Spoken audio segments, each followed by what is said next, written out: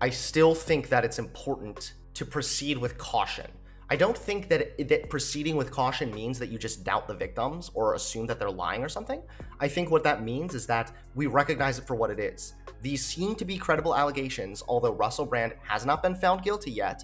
An investigation, a formal investigation, has not been done yet, so it is not fair to treat him as though he is actually a... Right now, he is accused of committing these crimes. They could be true, they could not be. Hesitation is fine, but there is a middle ground. And you guys may have heard of the news that I will be debating Just Pearly Things. Actually, it was rescheduled, so now it's going to be October 6th. As I said earlier, Harvey Weinstein is in prison because women went to journalists. And then the police. Well, they should go to the police. Yeah, but it can be. Just, oh, that's a good point. This massive is actually sitting in prison right now because a bunch of women went to the media first. I like how Pearl was just silent, then just like, you know, it was like 404 error. She just errored out for a minute and then, oh wait, where was I? That's right, just go to the police.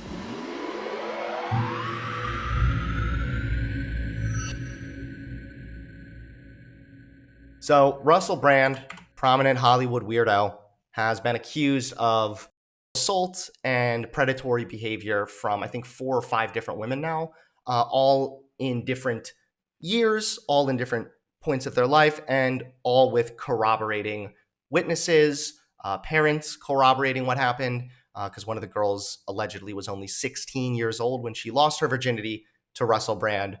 Keep in mind, this was allegedly after Russel Brand had cradled her and called her his dolly or his child or something. And then he took her virginity. Very just creepy, kind of weird shit. That girl's mother, for example, is able to corroborate a lot of these things. There are therapy notes and doctor's notes that can corroborate some of these allegations. If I'm not mistaken, I think one of the people even reported it to the police right after the alleged assault occurred. Although when I tried to look that up, I couldn't find much. So that detail I could be wrong on. She went to a crisis center, but not the police. Oh. Reporters who conducted the expose, quote, interviewed hundreds of sources who knew or worked with Brand over the years.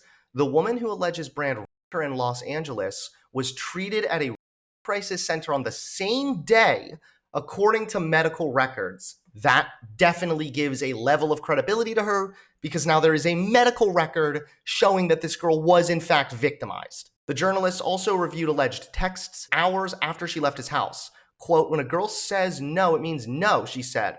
Brand purportedly responded by claiming he was, quote, very sorry. Sorry there, little missy. Sorry about the little incident, oi. Have a tea and crumpet, maybe. He has vehemently denied the allegation, saying, quote, what I seriously refute are these very, very serious criminal allegations. Also, it's worth mentioning that there are witnesses whose evidence directly contradicts the narrative that these 2 mainstream media outlets are trying to construct. Imagine the worst thing happening to you ever and the abuser just says, sorry, bestie. 4 women came forward with accusations, alleged incidents taking place between 2006 and 2013. One of the accusers alleged that Brand raped her in June 2012 at his Los Angeles home. Another accuser said Brand sexually assaulted her as they were working together in LA in early 2013. One woman alleged that Brand sexually assaulted her in 2006 when she was 16 and he was 31 in London. A 4th accuser claimed that Brand sexually assaulted and committed physical and emotional abuse against her. So I'm curious what you guys think of this. So it says, after the allegations were published, multiple companies dropped Brand. One day after the investigation ran, the management agency announced that it had terminated all professional ties with Brand. So what do you guys think about this? Because I see mixed shit where one side is saying, this guy's being accused. There seems to be a lot of corroborating witnesses. I think this seems pretty credible. This guy seems a little creepy. But then there's the other side that's like, wait a minute, this guy has not been found guilty. We don't know for sure if he's guilty or not. We don't. He said he didn't do it. We don't know if he's guilty or not. Is it fair for somebody who's simply facing an accusation to be fired and lose all of their professional ties and engagements even before they have been found guilty of anything? No, you're right. Russel Brand can still absolutely post on YouTube. He's not banned from YouTube. But I mean, I get the other side too. It's like if you're in a management company, then it's probably going to be a little bit bad for business if you're still working with a guy who's been accused and it's a lot of controversy and all that shit. So I don't know. I definitely can kind of see it from both sides. I just think that I still think that it's important to proceed with caution. I don't think that proceeding with caution means that you just doubt the victims or assume that they're lying or something. I think what that means is that we recognize it for what it is. These seem to be credible allegations, although Russel Brand has not been found guilty yet. An investigation, a formal investigation, has not been done yet. So it is not fair to treat him as though he is actually a... Right now, he is accused of committing these crimes. They could be true, they could not be. Hesitation is fine, but there is a middle ground. And yet people just miss it. It's like, it's either he's being targeted because he dared to be against the mainstream COVID narrative, and then you have the other people who are just like completely dead set, nope, he's absolutely guilty, he's super creepy, super weird, he's bad. Like, there's a middle ground here. And I just know that, I mean, I'm a public figure myself. I've never been accused of shit like this. I've never done anything like that. I don't think I'm going to be getting accused of stuff like that anytime soon. But I can still understand how it feels to at least be in the center of public controversy based on falsehoods or half-truths, shit like this. I know what it's like, too, to be the public figure, to be in the middle of it all, to be like, yo, you guys are not, you're not telling the story accurately. You don't know what you're talking about. So, like, I can kind of understand it from there as well. But again, at the end of the day, if you don't want to be accused of these things, your best bet is to, try not to rape people, okay? Try to just avoid it, okay? But at the end of the day, until a formal investigation is done, I don't know if he is guilty or innocent. I know that he is claiming to be innocent and the people are claiming he is guilty. Right now, all I can do is wait for more information and assess things the best I can with the information I have. So do I think all the women are necessarily telling the truth? I don't know. But as far as the one girl that went to the rape crisis center, I absolutely do find her credible. And I think that she is probably one of the most credible accusers who's since come forward. Well, let's go ahead and look at his response now. He posted another video. Extraordinary and distressing week, and I thank you very much for your support and for questioning the information that you've been presented with. That the British government have asked big tech platforms to censor our online content. What you may not know is that this happens in the context of the Online Safety Bill, which is a piece of UK legislation that grants sweeping surveillance and censorship powers, and it's a law that has already been passed. He's correct. I did a little bit of research on that, and there is actually a pretty dramatic UK law that gives the UK government a pretty good amount of power over these big tech companies, including but not limited to holding the actual tech company executives criminally responsible if they don't act in removing child pornography or something like that.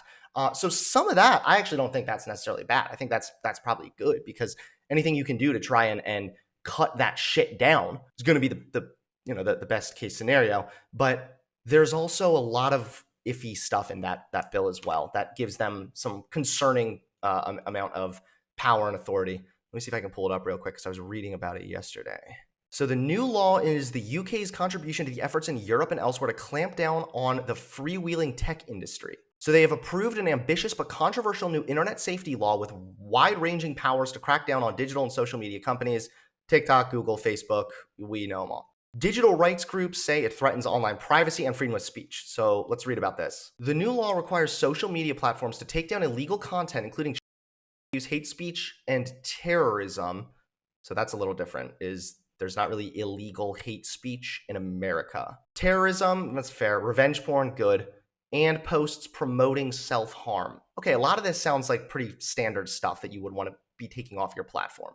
They will also have to stop such content from appearing in the first place and give users more controls, including blocking anonymous trolls. The government says the law takes a zero-tolerance approach to protecting kids by making platforms legally responsible for their online safety. Platforms will be required to stop children from accessing content that, while not illegal, could be harmful or not age-appropriate, including bullying or, for example, glorifying eating disorders or providing instructions for suicide. Social media platforms will be legally required to verify that users are old enough, typically 13, and porn websites will have to make sure users are 18. The bill also criminalizes some online activities such as cyber flashing, which is sending someone unwanted explicit images. That's nice. That's a good one. That should be illegal. It's illegal for you to go up to a stranger and just take your out in front of them. It should be illegal for you to send a picture of your to a stranger without their consent. The UK-based open rights group and Electronic Frontier Foundation in the US said that if tech companies have to ensure content is not harmful for children, they could end up being forced to choose between sanitizing their platforms or making users verify their ages by uploading official ID or using privacy-intrusive face scans to estimate how old they are. Okay, so that's a little bit what he's talking about, and I guess under this is how they are allegedly reaching out and asking some of these tech companies to crack down on him. So don't imagine you've heard of the Trusted News Initiative. Now, as is often the case when a word like I only send solicited dick pics for $30 a piece. Trusted is used as part of an acronym to describe an unelected body, trust is the last thing you should be offering. The Trusted News Initiative is a collaboration between big tech and legacy media organizations. Oh, he's talking about this now. Okay, hold on. I totally get why conservatives specifically would be really fucking against this. The Trusted News Initiative is a coalition of left-of-center media, social media, and technology companies created by the British Broadcasting Corporation in 2019 with the, quote, specific aims of flagging disinformation during elections and to also censor what the initiative deems is misinformation. So that's what he's talking about where he says this unelected body kind of thing, because it's that they're not elected because it's a fucking private committee. Hold on, wait, it might not be private. British Broadcasting Corporation. Is that publicly funded? Yeah, it's state funded. Okay, I take that back, sorry. Okay, then maybe this is a little yikesy if it's the actual government being involved in that as well. I mean, I tend to agree with more of the center-left media stuff. I tend to think that, you know, election fraud and stuff like that is a fucking joke. But I also don't like the idea of the government being able to just determine what is and is not the quote-unquote truth. So I can get that too. Organizations that are partners of the initiative include the Associated Press, BBC, European Broadcasting Union, Meta, Microsoft, Reuters, Google, Twitter, and the Washington Post. To collaboration between big tech and legacy media organizations to target, control, choke, and shut down independent media organizations. Again, it's not about shutting down independent media. It's that independent media is literally just code word for I'm spreading a bunch of bullshit conspiracy theories that contradict every major scientific institutional finding. That's usually what it is, okay? Like, most of the time it's, we're just independent, man. No, you're not, dude. You're over here trying to offer a bunch of fucking spiritual healing combined with COVID conspiracy and all sorts of other dumb shit. A quote from one of their spokespeople. Because the actual real rivalry now is not between the BBC and CNN globally, it's actually between all trusted news providers and digital platforms. Yeah, what they're saying is their goal is now not about each media company fighting each other or something. It's about combating misinformation that can spread rapidly on social media platforms. Again, I don't even...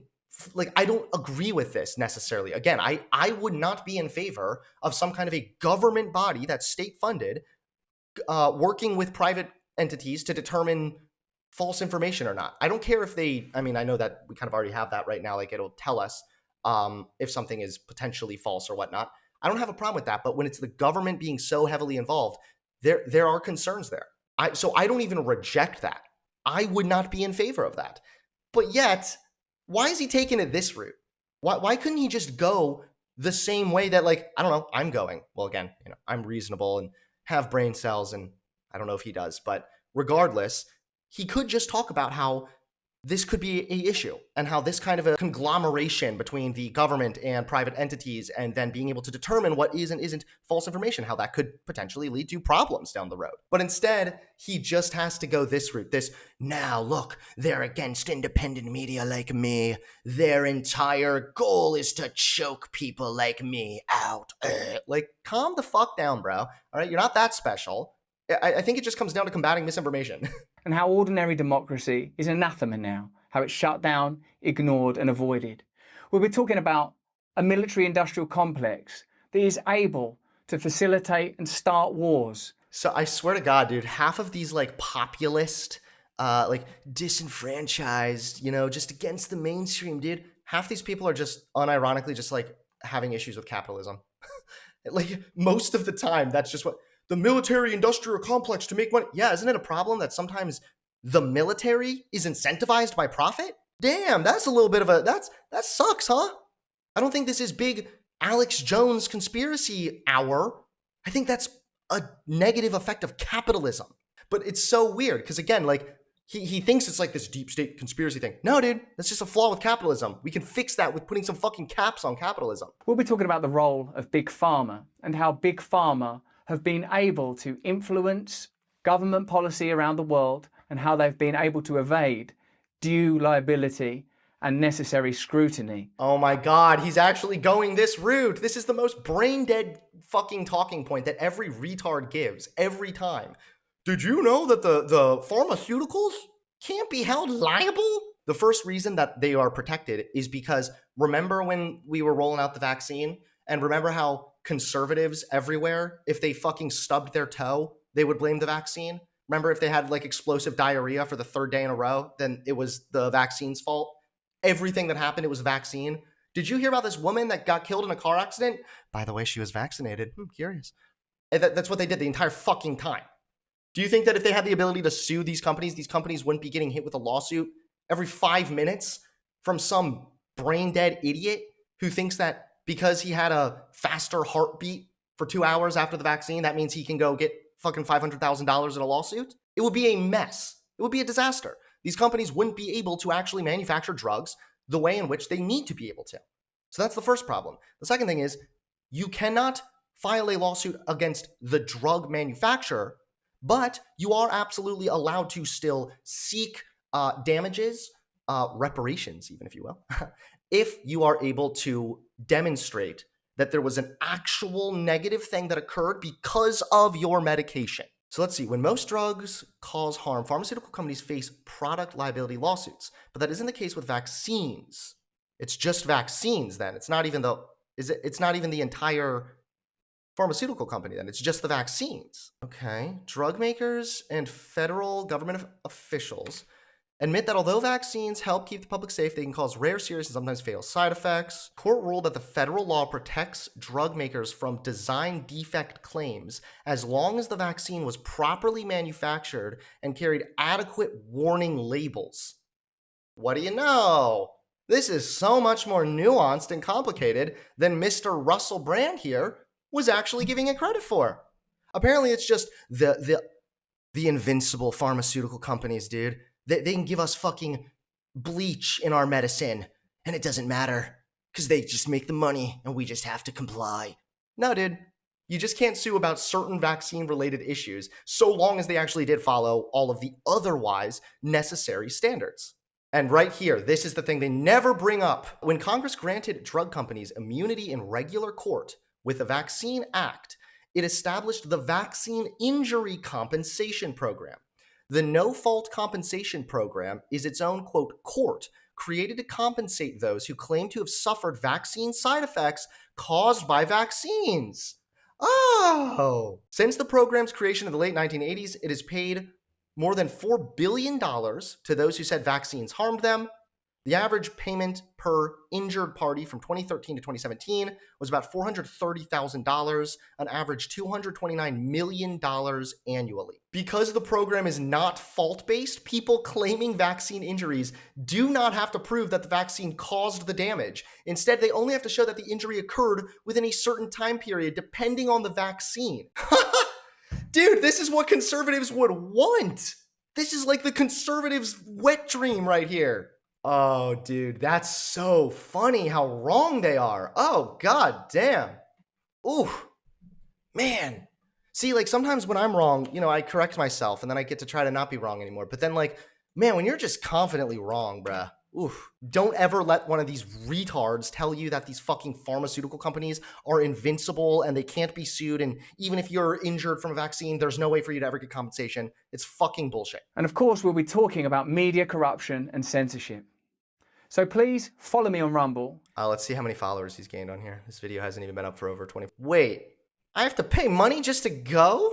Oh, come on. I'm going to start doing that myself. Hey guys, go over to Rumble, okay? You want to subscribe? $450 per week. That's right.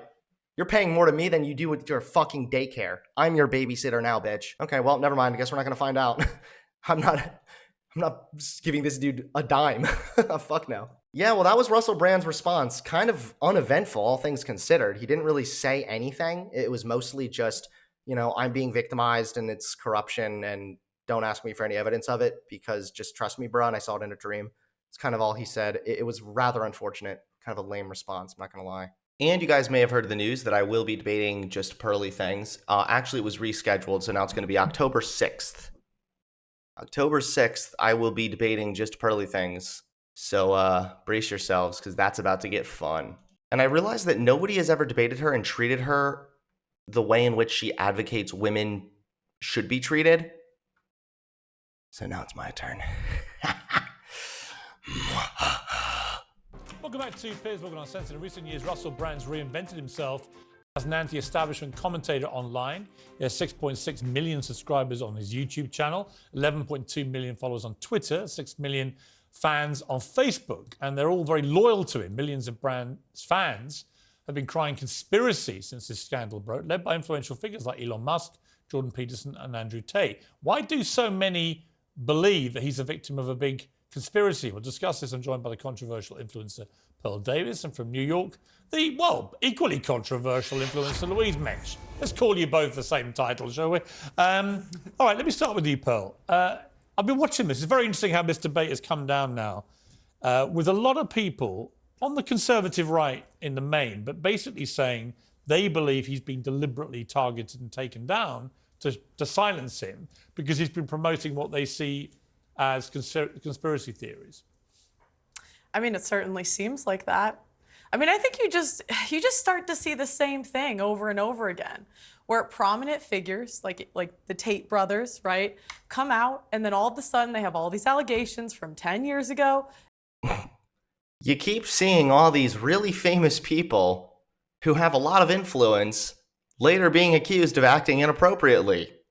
Clearly, this is a conspiracy, everybody. This clearly is not a pattern of behavior that we have now witnessed in Hollywood for a long, long time, of famous people, of celebrities taking advantage of their fame and their influence to abuse and manipulate women.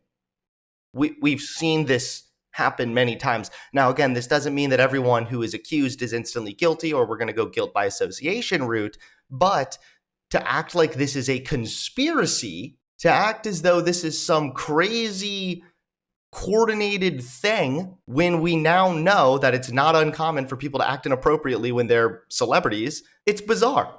It's ludicrous. And there's no evidence. They don't go to the police. And all of a sudden, it's believe women with no evidence. And and it becomes like trial by the media, which I just think is wrong. But is it right to equate his YouTube channel, his exploration of various theories about COVID or whatever, is it really realistic that a 4-year investigation by 2 mainstream media companies is in any way connected to that or a desire to silence him? Why would they care? It just seems like they always just go after him. I don't know why. All right, let me bring in Louise. Again, if these people have so much control and they want their opposition silenced, why wouldn't they just use their contacts and their connections to get their YouTube channel banned? Why wouldn't they just do that? Just say that he broke the rules when spreading conspiracy theories about COVID or something, and then ban him. I don't know. If they wanted to just silence his voice, why are they going about it this way? Why is it like we're going to find people, I guess, and make them up who are now accusing him of certain inappropriate behaviors, even though there's corroborating witnesses and there are text messages and there are therapy notes and whatnot to demonstrate that this is not just some baseless allegation. Whatever. Why would they go about it this way? This is like taking the long route when they could just do it so much quicker if their goal was to simply just ban the guy or get him to be silenced. Louise, I mean, I don't really follow this theory because I don't understand why mainstream media would really care if Russel Brand has millions of people that want to watch his stuff. I mean, I've watched some of them occasionally. It's not always right-wing people. He has left-wing people on as well. It's quite interesting, some of it. I was going to get him on my show and maybe do his. So I don't really understand this theory that somehow it's all a deliberate campaign to silence him. What, did they have a time machine, Piers? Like, did they have a time machine to go back in time 4 years before he had this new YouTube channel at all, and before he started tacking hard to the alt-right, and then somehow they decided that they were going to get him? No, they didn't.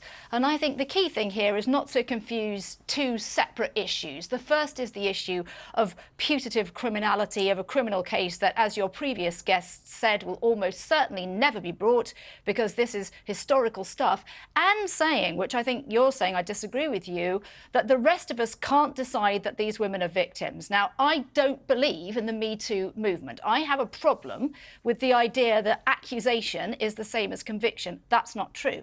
I believe these specific women because I heard what they have to say and I find them credible in a way that I don't find other accusers credible. And I think that's the difference. It's Well, then not go to one the size police. fits I love how much this girl is like very obviously succinct. She's giving a really good answer. It's obvious she's researched. She's not saying just believe all women, but rather she believes these people specifically. It's like night and day. And we just heard Pearl. I mean, it sure seems that way. Heard her. It's really, really funny. all. I don't find other accusers credible. And I think that's the difference. It's Well, then not go to one the size police. fits all. Then go to the police. Like, why are you going to the media and not the police? You know, I mean, at the end of the day, the media, like, they run stories, and I just don't think it's fair that we do trial by the media. Well, but okay, so then let's not do trial by the media. Let's look at the facts being reported, okay? Let's just look at the facts that are being reported and then decide. We don't need to wait for the media to say that he's been found guilty or innocent, okay? We can look at what the accusations are, and then we can go through them and determine if we find them to be credible or not, similarly to what this girl you're arguing with already seems to have done. Except that, as I said Isn't earlier, trial, Pearl. Harvey Weinstein is in prison because women went to journalists. And then the police. Well, You they had somebody should go earlier, to the Piers. police. Yeah, but it can be. Just oh, that's a good point.